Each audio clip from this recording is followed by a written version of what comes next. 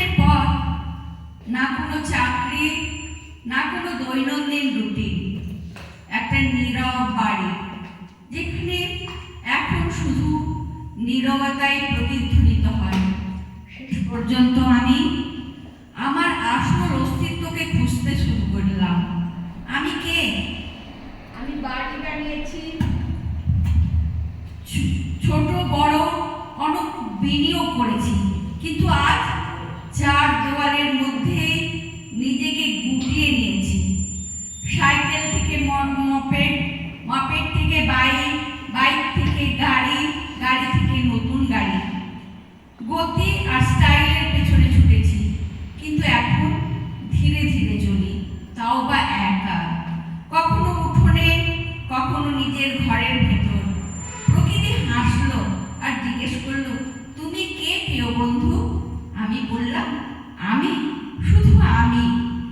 রাজ্য দেখেছি, দেশ দেখেছি, মহাদেশ পেরিয়েছি, ভ্রমণ করেছি, কিন্তু আজ আমার যাত্রা ড্রয়িং রুম থেকে রান্নাঘরেই সীমাবদ্ধ। সংস্কৃতি আর ঐতিহ্য শিখেছি, কিন্তু এখন নিজের পরিবারকে বোঝার চেষ্টা করছি। প্রকৃতি আবার হাসলো, তুমি কে প্রিয় বন্ধু? আমি উত্তর দিলাম, আমি, শুধু আমি। এক সময় জন্মদিন, বাগদান, বিয়ে ও ধুমধাম করে পালন করেছি, কিন্তু আজ জীবন প্রতিদিনের বাজার সদাই পর্যন্ত সীমিত। প্রকৃতি আবার জিজ্ঞেস করলো, তুমি কে প্রিয় বন্ধু? আমি বললাম, আমি, শুধু আমি। সোনা, রূপা, হীরা এখন আর কিছুই মন ভোলায় না, সব লকারে চুপচাপ পড়ে আছে।